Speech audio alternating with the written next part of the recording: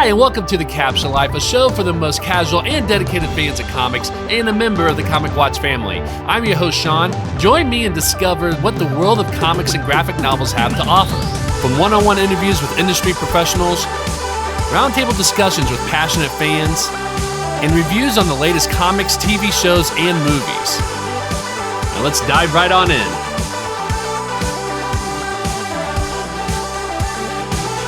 Hello, everyone, and welcome back to the show. In this episode, we're going to talk about something that's a little bit more adjacent to comics, and that is anime.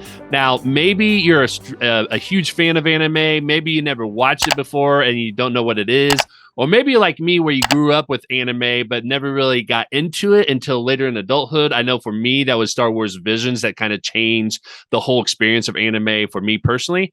So for this discussion, I wanted to bring in an expert on the show to talk about this popular genre. So today we have Yasin Muhammad joining us, who is better known on social media as Yasin That Guy. Yasin That Guy has experienced exponentially fast growth when he started on TikTok, as his followers immediately related to and found comfort in the 26-year-old. As an advocate for mental health, something he shares openly with his audience, the mission became clear: to share his infectious energy, smile, and love for anime and all fandoms, while creating a safe space for fans to express their excitement and love as well. With his 200,000 plus followers as part of his journey, Yasin That Guy will now be heading up Anime Onlies, which is the new Animesection on the Nerd Initiative Network. Yasin That Guy, welcome to the show. Hello. Wow. Thank you for the warm welcome. Yeah. Honestly, I was like, oh man. Well, you know what's funny is that we get a lot of people come on the show and say the same thing about when they hear their bio read out loud. I think it's just a different experience for them as well too. So it definitely is. Yeah. So you and I actually met each other through the Nerd Initiative because we're both a part of that network. And I remember the excitement and love you have about anime. And I remember thinking in the back of my mind that this was somebody I wanted to get on the show to talk about this, because if it's anybody who can convince anyone that anime is a great genre and form to really dive into, for me, it's going to be you. And so to start off, I wanted to ask you, what is your anime origin story? Was there someone or something that introduced you to anime? And what was it that made you a fan of that genre? So I would say my story is a little bit weird. Not weird. I think it's a common trait amongst anime fans of, like, when, especially my generation, we watched anime without realizing it was anime. Because on like Cartoon Network, you had shows like Yu-Gi-Oh! On Disney, you had shows like Digimon and then Pokemon, but it never really clicked for me that was anime until much later on, when I realized, oh, I've been watching anime this entire time. Right. But I had a neighbor who introduced me to Yu-Gi-Oh! And that was kind of, that's the one anime, like, I knew that was anime and I was immediately hooked. And then from there, it went from Yu-Gi-Oh! To Dragon Ball Z. He had the Buu Saga on DVD and we watched the entire thing in a day. And then it went to Naruto. But honestly, the weird thing about me is, like, I make anime content, and you would think that someone who makes anime content has watched all these different pieces of anime, read manga, but, like, in comparison to other creators or other anime fans, I haven't watched or read as much as them, honestly. It was in this period of time where, like, I watched, like I said, I watched Naruto quite a lot. And I started watching bits and pieces here and there of other things, but it wasn't until college, when I was with my ex, and she was a huge anime fan. She kind of really introduced me more into the world itself and kind of showed me, oh, there's so much more out there than you know. And from there, I kind of started getting into all the other anime and really diving more into the genre. And then here we are now. Yeah. Well, and I think that a lot of us can relate to what you're saying, though, with anime, because I know for me, for comics, I can say this with a lot of confidence that I don't think there's anybody out there that can claim they've read every single comic from Marvel and DC that's out there, and so I think that for someone to be a passionate fan and, an expert in a area or something like that, I don't think they need to have read every single piece or know everything about the ins and out of that genre necessarily. But just the fact that when I watch your TikTok videos, it's clear that you have a passion for it and that you've done a lot of research and have a lot of knowledge about that as well too. So I appreciate your honesty and frankness about how, growing up and everything, like there's still now, like there's still a lot that you haven't seen and everything, but I think, you still have seen a lot. And I don't think if we had sat down and just watched and read everything that's out there, like we would not be working or doing anything else with our lives, right? Like that would Very just be true. it. Yeah. It's just not feasible. It's just not feasible. So as your bio states, you quickly gained a massive following on TikTok with the content you've made about anime. What has that journey been like for you? Pretty wild, I would Mhm. say. Especially because it is anime. It's not something I ever thought I would be making content around. Especially with how I started, because I started back in 2013, I believe, on YouTube, and I just kind of Mhm. started making random things here and there because I kind of just fell in love with making content. And from there, it jumped from gaming to comedy sketches, back to gaming into some other things, and then I kind of got into music. And this is kind of where the two worlds of my personal life and the content creator life kind of intertwine. Mhm. Because during college, I got, honestly, it's still a battle I deal with today. When I mentioned in the bio, my mental health journey, Mhm. I struggle a lot with anxiety and depression. And it got to a point where like I wasn't really sure, like I knew who I was, but I didn't know who I am, if that makes sense. Okay. Yeah. Um, and it was kind of like, and it came with the content because I was doing music, and one of the things of marketing was like, okay, you're gonna have music you can put out, but who are you as the artist? And what's the kind of the story that you want to share with others? And I was like, oh, I have no idea. Mhm. So I was like, okay, then who am I? And I started re-exploring my love for Marvel, my love for anime, my love for this fandom as a whole, and kind of started getting back into it. And that kind of led me to TikTok of just, I got on TikTok because I was supposed to be doing something with music. And I was like, well, Mhm. that's the obvious solution there was to do that. But I had no idea what I wanted to do. So I was like, well, I'm just going to be myself.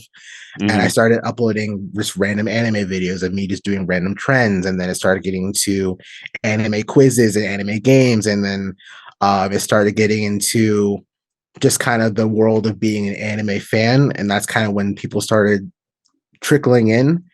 And then I don't know what it was, but I started getting into anime facts. I think I just started researching everything. Mhm. Because a lot of times with anime, something will be explained in the show, and you still don't understand what happened. So you have to go research and figure out what's going on still. Right. Yeah. And I started posting those videos, and when I started doing that, that's when things really started to pick up. Mhm. And it's what I love doing now. I love trying to understand characters, their backstories, their history. But most importantly, I mentioned this with someone else too, is that I know for anime, and this is for all fandom, Mhm. people really connect with characters, relate with characters, find comfort in characters. So the ability to give more information about someone's favorite character so they know more about them, so Mhm. they feel more connected with that character, that kind of goes back to what I'm doing now and why I do what I do now. Right. Just to kind of bridge more connections between the fan and the character, and give them some more comfort in their life. Yeah. Awesome. Well, and I love how you shared that it kind of stems from the question of reflecting who am I really? And Mhm. I think for that's just kind of the essential experience of being a person and being Yeah. human is we're always asking that question to ourselves as we're going through the various stages of life, right? Like I remember asking myself that same question when I was in middle school, high school, college, and even as an adult, through various stages of life and everything. Mhm. So as a young adult, then when I became a husband and became a father and asking those questions is still just now, just what does that all mean for me and Mhm. everything? And I know, to share my personal story real Mhm. quick, and what I'm getting at is that I actually have a degree in Catholic studies and grew up Catholic. And my goal was Mm. just to teach high school theology, until I retire. And that ended like third year of my career of teaching. And so I had to figure out like the next 40 years of my life. And so that Yeah. was like a huge question of, I had thought I was going to do this, for the rest of my life. And now I'm not even Catholic anymore. So I had a huge existential, question looming over my head is like, now that I'm not doing that, like, who am I type Mhm. of person? But the content you're making about the different characters of anime and giving people that comfort, when I look around my life, there is a clear connection between the worlds of fandoms that we are a part of and how that does tie into our identity, right? Like, I Yeah. think it's not just the Marvel comics and the anime and manga and stuff like that. But for people who might enjoy sports or might enjoy reading and things like that, like those are always part of their identity somehow. So I think it's really great that framing your content, not only is it great content that you have a lot of people enjoy it, but it's part of, it is, and it's part of their own experience as well too. And I really love kind of framing it in terms of the content that you and I make might help people in shaping their own identity and thinking through, how they see the world through their lens as well too. So I think that's a really cool story that you shared. So thank you. Thank you for sharing your story as well. Oh, thank you. Yeah. So let's talk about anime. For those who are not familiar with what anime is, or maybe they've only heard the term before, can you tell us exactly what is anime or what makes a show or a movie or anything fall under that genre? So this question is really interesting because I think the definition is starting to change a lot, just within the fandom itself. Because by definition, you would say anime is any piece of animation that comes from Japan. Because that's where that's what originates. But however, anime is starting to transcend the culture, the Japanese culture, and it's starting to make its way into the US, the UK, everywhere around the world. And you find fans wanting to create their own manga and wanting to make their own anime as well. And then this is why personally I think a huge debate with the anime community is Avatar: The Last Airbender an anime? Technically, it's not because it's made in America, but it's heavily inspired by themes that you would see in anime. So I think right now, I think you consider anything anime really. I think it's anything that really has those themes that you would find in anime in any, like, what am I trying to say? I lost my train of thought. No, already it sounds like it's a lot more like it started as a simple thing, but now with its growth, it's kind of complex because just like what you said, it seems like a lot of companies and people are emulating that, but it's not originating in Japan. So it's interesting that it kind of falls in this weird space of is it anime or is it not? Because of that technicality. Yeah. Oh, that's interesting. But I mean, I think as a whole, you would still say any animation that comes from Japan. But I think in a more personal sense and how we're seeing the medium grow and evolve, it's starting to become anything that captures those themes that you would see in an anime. Which Avatar: The Last Airbender is a great example of that. Of capturing those themes that you would find in anime, just in terms of messaging, character development. And it feels like what normally is called a shonen, where you have a character kind of going through this entire journey from someone who may be weak or just going through something, and then in the end becoming this person they're meant to be in the end. Which I'm about to go into a tangent. No, that's okay. But that's definitely a later question of like, when it comes to like recommending anime, for example, I think, that's a great way to look at it, is like, find something that you're actually already interested in, because something you're interested in is already being captured in anime in some kind of way. No, so that's really fascinating. And you were talking about the themes and the theme that you just shared about the shonen one. I mean, we actually seen that in Star Wars: A New Hope back in the 70s. That same idea of that journey that someone goes through. So so now that the definition seems to kind of expand a little bit more beyond just did it originate in Japan, are there, like, if someone is watching anime or watching something that they're wondering, is this anime or not? Are there like certain artistic styles or anything that you can kind of pick out that says like, when they are using this is either definitely anime or heavily influenced by anime when they're looking at the animation itself? That's a great question. I'm not sure I can give the best answer. That's okay. Honestly, when it comes to like thematics and everything, like pinpointing exactly what comes from anime and what doesn't. I wish I can give a better answer on that. Honestly, no, that's okay. Well, and I'll share my experience that I mentioned already is that last year I watched Star Wars Visions because I was asked by Comic Watch to do a review because I'm a reviewer for them. And I remember hearing that it's an anime, so I was really intrigued to see, what this is because at that time I was not an anime person. Mm. And what's fascinating is that I watched that show or watched the season, and I think they're coming out with the season 2, I think next year. And I absolutely love it because it really opened up the world of anime for me in terms of what it is and what it isn't and what it Mm-hmm. can be. Mm-hmm. And I will say that if I was asked that same question of what was it about Star Wars Visions that you could tell that it was anime, I would have a hard time answering that question as well too, because it's one of those Yeah. things where they're it's clear that the anime, but they're all very different because it's different studios for each episode. So it Right. wasn't just one studio for Star Wars Visions, but each episode was done by a different studio. So when I watched it, I was like, I remember thinking to myself, this is clearly anime, but I can only tell because I seen it. I can't really Mm-hmm. describe how I know that's all anime. What Mm-hmm. it's Mm-hmm. that old adage of, I know it when I see it type of thing, but it's Yeah. hard to explain, what that is. So I totally get Yeah. that. And I think that's going to be just like we said, the question of what makes something anime is still evolving beyond the originality of it being something that was created in Japan, because now it's just expanding more that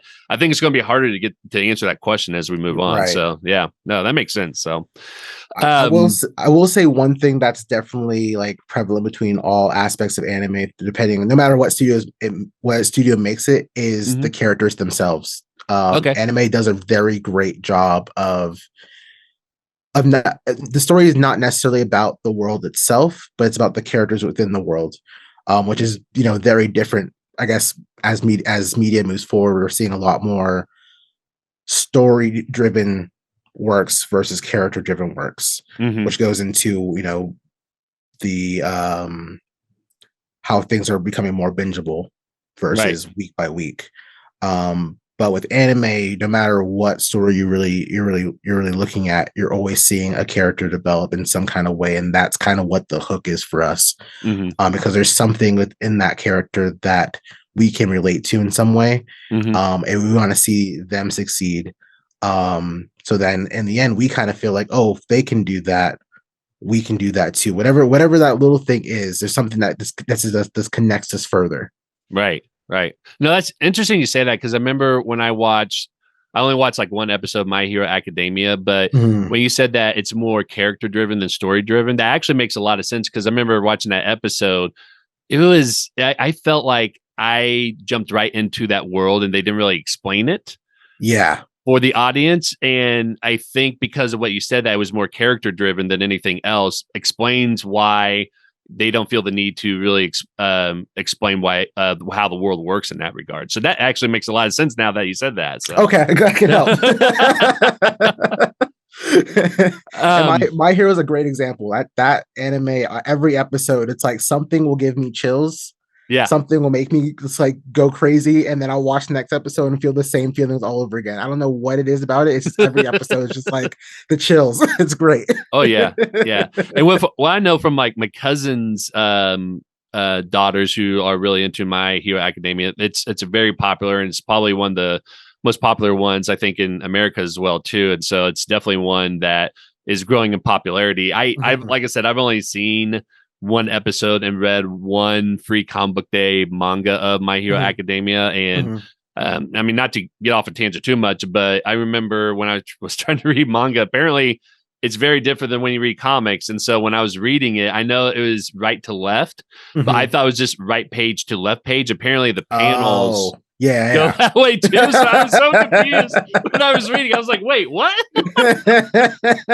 So when someone pointed that out to me, I was like, oh my gosh, this makes a lot more sense now. So but yeah, I mean, from what I hear, My Hero Academia is very popular and gaining a lot of popularity in America and with teenagers as well too Mhm. with anime. So Yeah.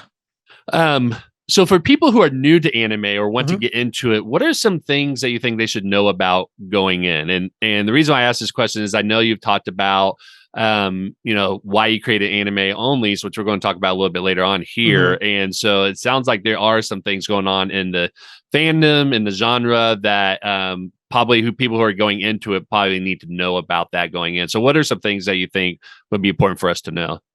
Well, there's good and there's the bad. Hmm.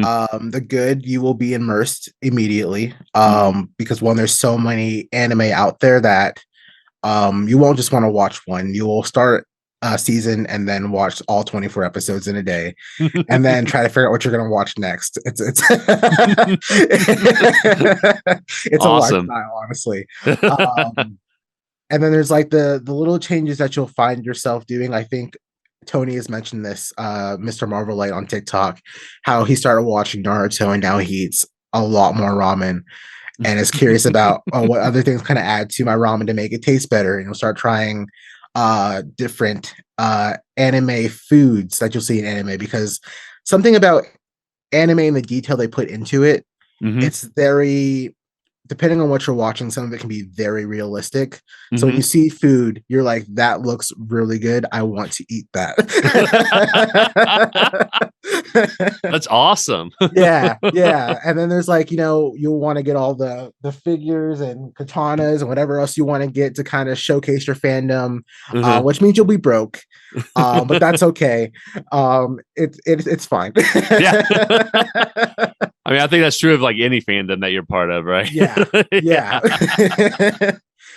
It's That's just awesome. it's very easy to get hooked, and I Hmm. think that's the fun part of diving into the anime fandom, is that there's just so much out there Hmm. that you'll never really get bored, and you'll find so many characters that you can relate to, so many stories that will inspire you, so many stories that's going to make you cry at the end of the day. Hmm. It's all there, and there's just so much out there.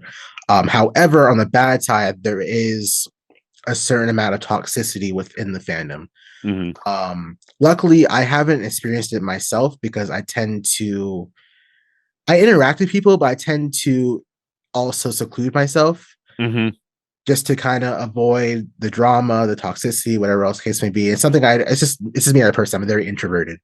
Um, so I kind of avoided it, but I know a lot of fans, for example, with My Hero Academia, some people stopped watching it because the fandom was so toxic. Oh, wow. Because you'll have cases where this is not so much My Hero, but it's overall, where you'll say, "Oh, Goku is my favorite character," and then someone say, "Oh, but this person can beat Goku," and then you're like, "Okay, but I didn't. We're not talking about a versus thing. I'm just trying to express my Yeah. favorite character," and then it becomes a personal attack on, well, you are a real anime fan because you only watch shonen, you haven't watched this, and this. Your Hmm. character sucks, which means you suck, and it gets really bad. Right. And it makes it hard to kind of stay being a fan or even talk about it, because you might say, "Oh, I think I like this character," and then someone's going to just drag you because you like X character. Right. Um, and then there's just like there's a lot of different things. There's so many wrongs. Um, of like this, we could go racism Yeah. with cosplayers, people just like wanting to cosplay as their favorite character because it brings them comfort, and it's like, oh, that character's not black, so you can't cosplay as them. Right. There's sexism, there's homophobia, you can go and go on and on and on and on, and you can name everything in the book. um and it's kind of just, you have to carefully navigate how you how you carefully navigate how you interact with others when you're within the fandom. And Right. it's not like everyone's like this at all. There's a lot of good out there. Hmm. It's just the bad actors, the bad apples, kind of tarnish um Right. the fandom as a whole. Right. Because a lot of times when you hear anime, you think about the bad versus all the good that comes out of it. Hmm. Yeah. Well, and it's interesting because, as you probably know, we're seeing that with some of the other fandoms that are out there with Mhm. Marvel and DC and Star Wars, Star Trek, and all of that. And when you were saying that, I want to ask you this question, because this is something that I've been thinking about actually for a long time, because Mhm. I grew up in the age where social media or even cell phones weren't Mhm. really a thing Mhm. until I remember everybody in my high school pretty much had a cell phone, or the majority of them had a cell phone when we were in high school, which is, different now. Mhm. And, Facebook wasn't even invented until I got into college. And so it's very different now, the landscape. But I wanted to ask you, and talking about this, how much Mhm. of this toxicity do you think has been a result of social media. And I ask this because one of the questions I've always asked myself is, would this still exist if we didn't have social media? Because I feel like a lot of these comments are made under a curtain of anonymity, Mm-hmm. and that I don't think people would say these things in an open space where there's more of an immediate consequence to saying those things. And Yeah. so I've always asked myself, that is, has social media really, because of the nature of it, Mm-hmm. given rise to this sort of toxicity that we've been seeing in fandoms because of that? I highly agree with that. Because I think in the past, when there wasn't social media, you actually had to go places. Right. And if you went to that place, you were actually really like a diehard fan of wanting to connect to other people who share the same passion as you do. Mm-hmm. So when you went to those spaces, it was very positive because everyone's very accepting, because we all have this thing that we love, Right. especially early 2000s. You didn't talk about how you liked anime, you didn't talk about how you liked Marvel, Mm-hmm. because when you're younger, those kind of things like, oh, you're a nerd, Yeah. which is completely stupid. But Yeah. you know what I mean, like, so when you went to these spaces to connect to other people, everyone was in the same mindset that everyone here, we all love the same thing, and this is the Mm-hmm. one safe place we have to really talk about the things that we love. Right. Versus now, anyone can do it. And there's one comment that I remember while I was talking about the toxicity, and it was about when I announced Anime Onlies, and someone said the only reason there's so much toxicity now is because of the rise of TikTok. And I was like, Mm-hmm. well, that makes sense, because we had the people who really loved anime kind of kick off this niche on TikTok, Mm-hmm. and anime started getting so popular that everyone else is like, oh, what's that? Let me Mm-hmm. try, let me see what that is. And then you have some content creators who will start drama just to start drama because they'll get them views, Mm-hmm. which then influences the people that watch them. So then they Right. go to other channels and say, "Oh, your character sucks." Da da da da da da da da. And it Mm-hmm. kind of is like it's just a downward spiral that stems from something somewhere, but it Right. all is on social media. And like you said, there's the anonymity. People just say whatever they want to say because they're trying to be cool. The different factors of it. They're trying to be cool. There's something going on in their life. Mm-hmm. So they try to tear down others, and kind of but using their fandom against them in a way. Right. So yeah, I would highly agree that social media is definitely the reason for a lot of the toxicity that exists with fandoms, but also just like within the world itself. Mm-hmm. I won't go into politics or anything like that, but we have everyone saying this, and this because they Right. can, because they know that they won't get in trouble for it, and that's kind of on both sides of the fence. Right. Yeah, exactly. Yeah. And as people who are content creators, we know that there's a lot of positive that go with social media. And Hmm. I will say that, I met a lot of people through social media that I Hmm. probably would never meet in my life because of that. Right. But that is the downside with social media, is everything that you said. It seems like it's just given more of a megaphone for everybody with this idea that there's not immediate consequence to what they're saying. And I think Hmm. that's really transformed, our society and culture at the same time, with just like what you said, everything else that we've been seeing as well too. Hmm. So yeah. Just like with any other genre, there always Hmm. seems to be some sort of subculture. And I know you talked about that a little bit already with anime and food and people wanting to do that, Hmm. and learn how to cook the foods and try them out and everything. Hmm. Um, how would you describe what the subculture of anime is like currently? Is it different than what it was 30 years ago? Or how would you maybe describe or explain that to somebody? um I would say it's greatly changed. Okay. I guess I wouldn't say it's changed in terms of like what kind of goes on within the fandom itself, and like the Hmm. things that we love, like cosplay, anime, food, and all these different things. But I think its acceptance has changed. Okay. um Kind of how I mentioned before, and this kind of goes with all fandom as a whole. Hmm.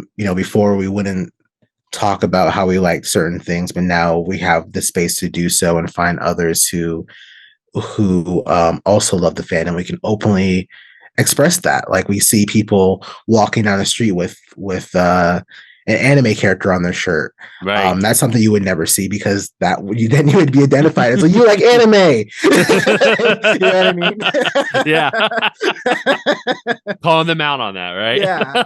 And like I remember like growing up, like there's some people I told like I like Pokemon and stuff like that, but there was one person in high school and we're going to like I think a golf tournament and we're talking about something. He's like, "Oh yeah, I like Dragon Ball Z," and I was like, "You like Dragon Ball? What?" So like it's that kind of thing. Like before, it's like if you found someone like anime, it was more like, "Oh my gosh, you like anime too?" Right. Versus now, it's so much easier to find people who like anime and openly will talk about that, and openly will express that they enjoy this medium. So I think in terms of subculture, it's just the more accepted. I can't talk. Hold on. Acceptance. There we go. The overall I can't talk again. Hold on. We'll get it, man. Don't worry. I know. People are openly more accepting of people's fandoms now, so it allows us to kind of further explore the culture, and I think that's why it's been such a boom overall within anime of it kind of again growing beyond the Japanese culture. Because one, the Japanese culture is interesting in itself already. Yeah. And I think through anime people just want to know more. But also it's just we just get so immersed in these worlds that we just want to express that more. And now we have the ability to do so, which is great. Yeah, definitely. Okay. Yeah, and I agree with you that it seems like it's definitely a lot more open in the world, and that the subculture isn't necessarily a subculture anymore, because just like you said, when I was growing up, if people like Dragon Ball Z and anime and things like that, it wasn't necessarily discussed openly, but you know, like if they were drawing something in aftercare or something like that, it was usually anime. So that they liked anime, but not directly because they were wearing the merchandise that comes with it and everything. So that's a similar experience I've had too growing up. So Okay.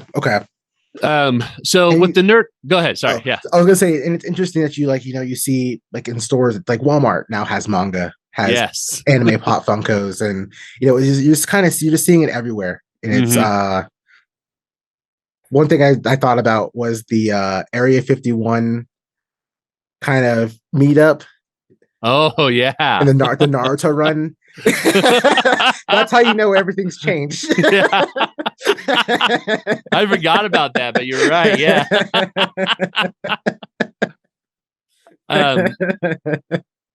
So with the Nerd Initiative, you started a site called Anime Onlies. Can you explain what that is exactly and what came of it? Yeah. So Anime Onlies, I mean, it's still work in progress. It's kind of an idea that kind of came out of nowhere through a conversation with Michael, Superhero Talk. Just kind of starting to talk to him about Nerd Initiative, and he's like trying to get to know me, like what I'm about. And I was like, I want to do an anime site. He's like, cool, let's do it. And I was like, okay, sure. So a lot of the last couple of months have been like trying to figure out, okay, what is the site exactly going to be?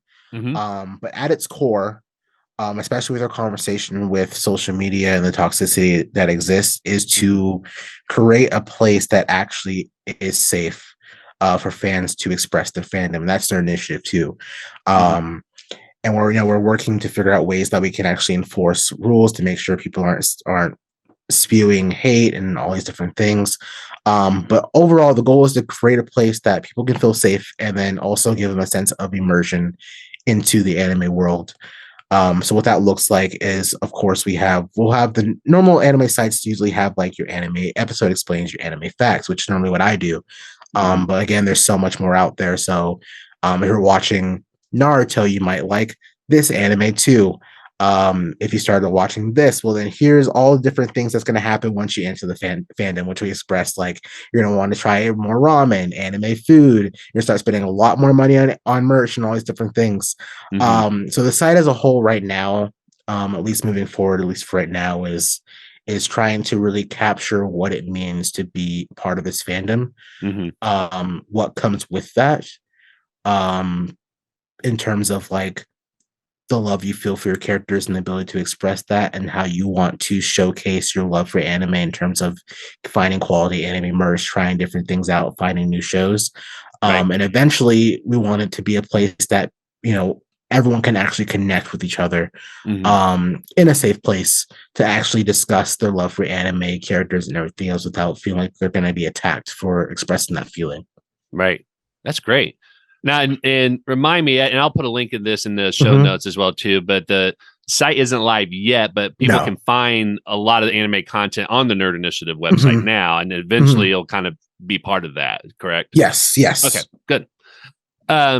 And one of the things you have mentioned with Anime Onlies is that you are hoping to create that safe space. And we already talked about this already with some of the previous questions I've asked as well, too. So I just kind of want to open up to the idea of combating toxicity with the anime genre and fandom. Is there anything else that is going on that we might want to be at least aware of that you haven't already mentioned already? If you mentioned everything, then that's fine. We can go on to the next question.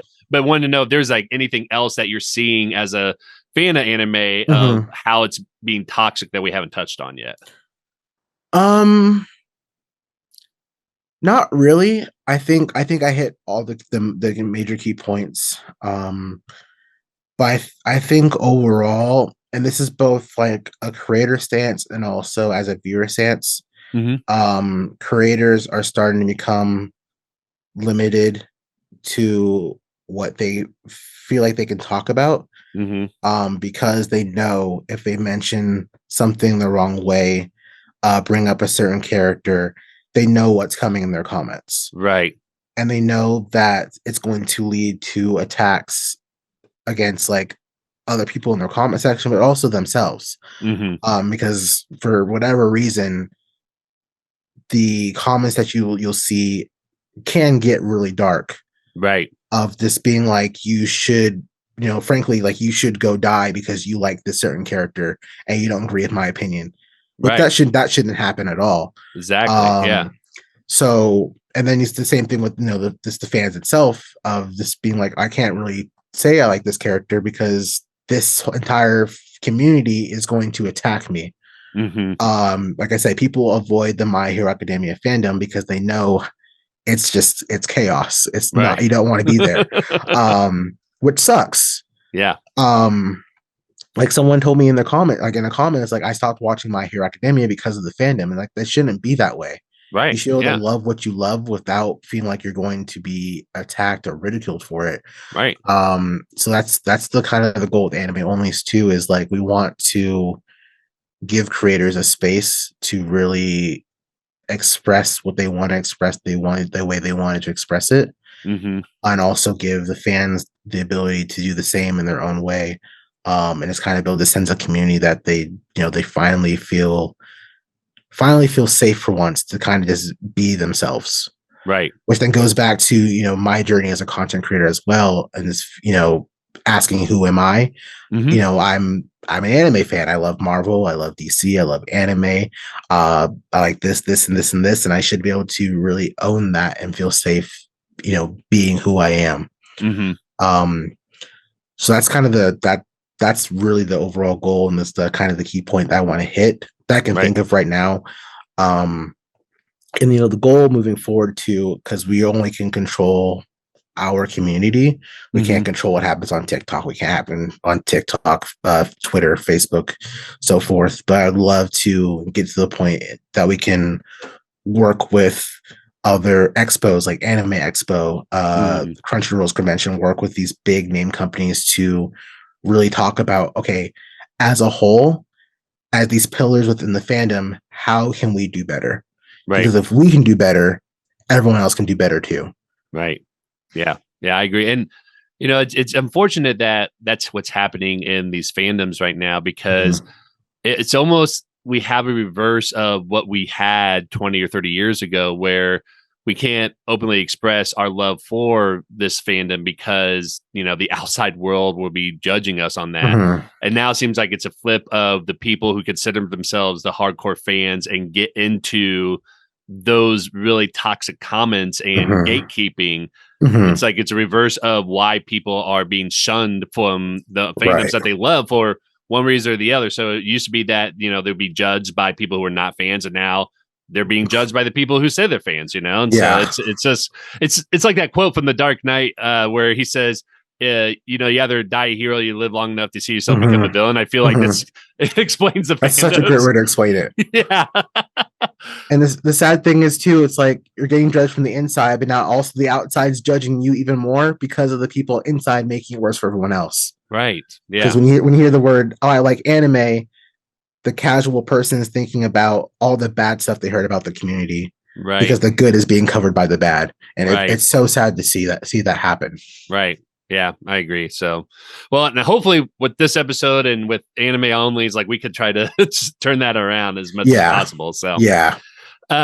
If somebody wanted to get into anime, I know you touched about this a little bit earlier. Do you have any recommendations on where you think they should start first? I know you talked about, trying something out and just see what you like and everything. I know for me, was Star Wars Visions was the one that really changed my perspective of what anime can be and what it is and what it isn't and everything. But do you have any recommendations on if somebody want to get into anime, is there a show or movie that you think would be really exciting for them to see as like a prime example of what anime is? Okay, so I'm gonna say this now. I'm probably the worst recommendation person. I'll be honest. I don't do it that often. Okay. But I think there's two ways to look at this. I think first, as like a casual person that's just getting into anime, has no idea, I would say find something similar to what you already like to watch.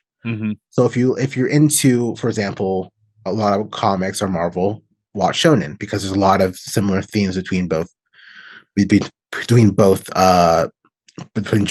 genres. If you like romance, okay, then watch a rom-com anime. There's so many out there. For example, one I really love is Komi Can't Communicate, which is basically about this high school girl who suffers from social anxiety, and she has this goal to make 100 friends in school. And it's kind of one of those, it's this very, since I suffer with social anxiety as well, it's very heartwarming to kind of see this character kind of go through something that I also go through and then succeed. And you just want to root for this person. It's like, yes, go, go, go, go. You did it. Let's give a round of applause kind of thing. So that's one I highly recommend actually for kind of like a rom-com, kind of a slice of life. But I would say if you didn't want to go that route, trying to find something that's very similar to something you already watch, I would say right now stick to the new gen anime. Okay. Which is like just to name some shonen off that I know of, is like Attack on Titan, Fire Force, Dr. Stone, what else we got? Chainsaw Man. Because they're 12 to 24 episode seasons, they're a lot more digestible and kind of pick up the pace really, really fast. Because I know a lot of new anime fans, they find it hard to watch like Naruto or One Piece or Bleach because there's so many episodes and so much filler that if you tell them, oh, there's 1,000 episodes of One Piece, they're not going to want to watch that at all. Let's just stick our foot in the water first before we dive in the deep end. Yeah. I was talking to my wife's brother a month ago, and he mentioned the same thing. He's like, oh yeah, I tried to watch anime, but it's just so long. And I was like, oh, it's not like that anymore. Everything's more 12 episodes to 24 episodes. It's very fast, very quick pace. You're in and you're out, and you're on to something else, or watch the next season if there is one. He's like, oh, okay, I'll have to try that out. Right. So I would say anything released within the last like 5-year span, definitely start there and then work backwards. Gotcha. Yeah. Well, and I think it was really important that you had shared that within anime, there's all the kinds of genres that we already have in the non-anime world as well too. So there's the rom-com anime, there's the superhero anime, there's the comedy, sci-fi, all those things. So like all those genres exist in anime. It's not that anime is this blanket world of they're all the same in that regard, but there's those genres within anime as well too. So that's good to know. Yeah. Yeah. So last question, then we do have questions from listeners as well too. But Mhm. what are you excited about the most with the future of anime? I know we talked a little bit about the pros and cons and the toxicity of anime, but with the future of anime, what are you the most Mhm. excited about? I would say it's growth. Hmm. It's absolutely insane to see how far the medium has come, especially from the days of like Dragon Ball and Naruto, and people knew about it, but they didn't know about it, but they did know about it, and now it's kind of transcended everything. We're seeing Dragon Ball Z in Fortnite. Hmm. Seeing Naruto and Fortnite, you're starting to see all these different anime characters plastered on billboards and in stores, and we're getting more US releases. Dragon Ball Superhero had an Hmm. IMAX release, which is unheard of. Yeah. And then it beat the record for Pokemon, I believe, which is Oh crazy. wow. Yeah. Yeah, yeah. So it's crazy to see how much it's growing, and I'm excited to kind of see where it goes. Hmm. Because I honestly think that it's starting to get to the point that's going to start to get into how we see Marvel here in the US. It's like it's Right. going to be a staple. Hmm. And I'm curious to kind of see how that starts to leak into other things, such as Marvel has, because Marvel, someone told me the other day, it's like, oh, there's a Marvel sticker on a banana. We don't know why the Marvel sticker's on a banana, but it's there. Right. Yeah. There's things like that. And it's like little things to like kind of see like how far it goes. And Yeah. people to I'm really excited to see people appreciate the medium more, Hmm. and what it represents and the storytelling it has. And I think also if possible, how the storytelling starts to affect other mediums. Right. Um, because especially if it's starting to pick up here, especially with how trends work.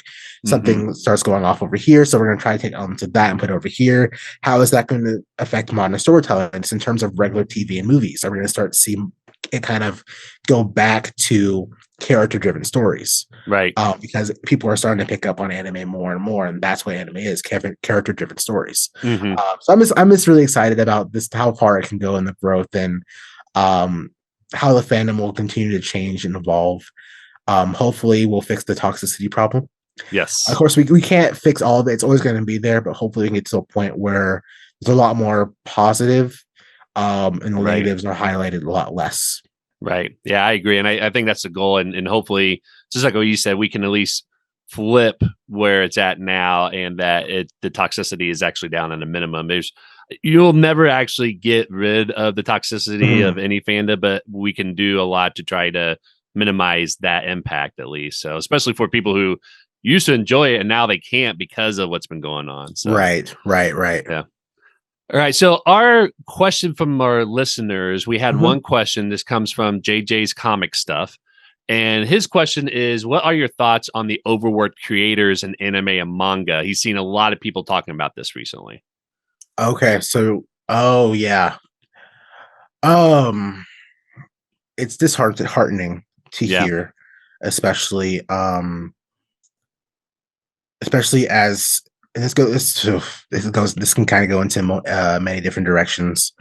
Um, it's terrible Yeah. that you hear that anime and manga creators are being overworked. Hmm. Especially for example, Mappa, which is one of the biggest studios for anime right now, Hmm.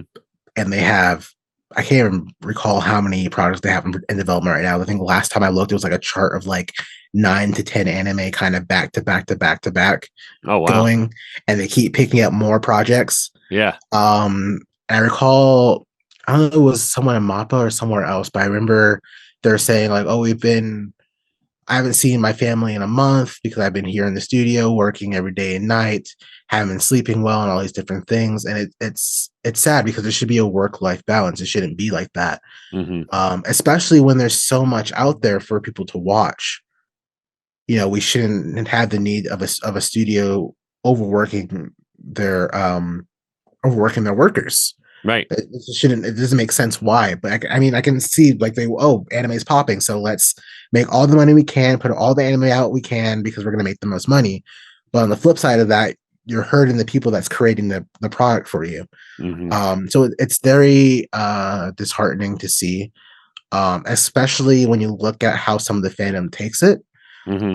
Because again, not only will creators be attacked for just talking about certain characters, you also see animators being attacked for certain scenes. Like, oh, that animation sucked. You did such a terrible job.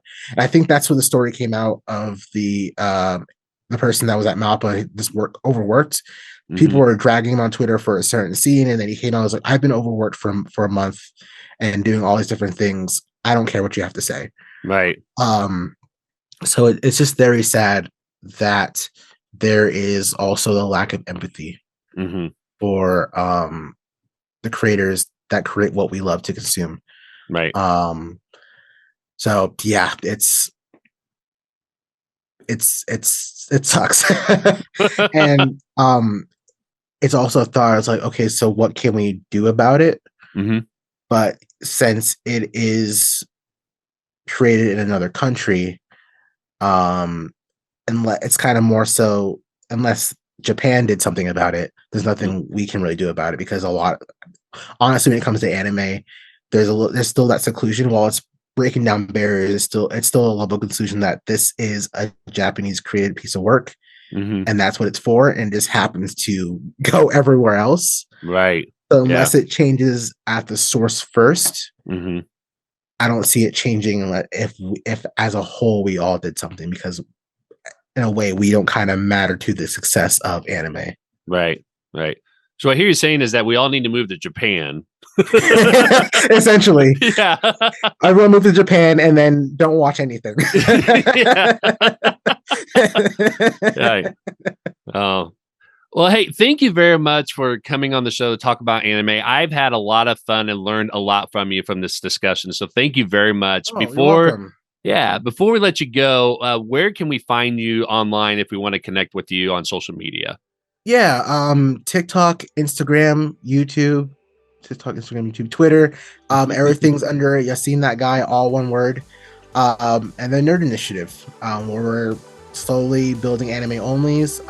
A lot of exciting stuff. I hope we'll be starting to move within the next month. And we'll see where it goes. I'm very excited. Awesome. Well, thanks again. I really appreciate you coming on the show. Thank you. Thank you for having me. And that wraps up another episode of The Captioned Life. Don't forget to hit the subscribe button. You can follow us on social media at Captioned Life. For more information about us and all of our previous episodes, visit thecaptionedlife.com.